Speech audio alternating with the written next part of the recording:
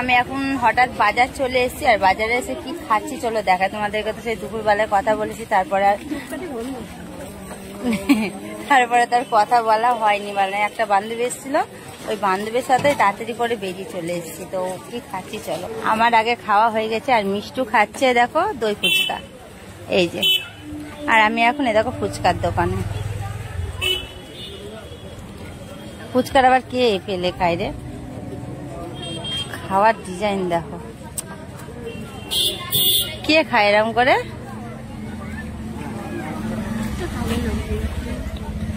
আমাকে তো চলো, ফুচকা তো খাওয়া কমপ্লিট হয়ে গেছে, এবার যাব আমি ডাক্তারখানায়। ধর না, তা আমি যাবো না, না আমি আর আমার পক্ষে সম্ভব না।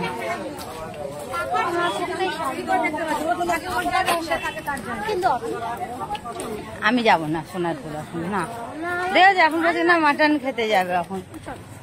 কালকে তো থাকবো না, কেন কোথায় যাবো? কালকে রেখার কাছে যাবো না। ছেলে বলো না, আমি আজকে রাতে খাবো।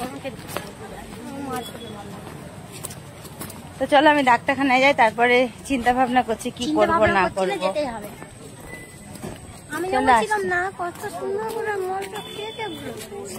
তোকেও আমি দিয়েছিলাম, ঠিক আছে খাইয়ে।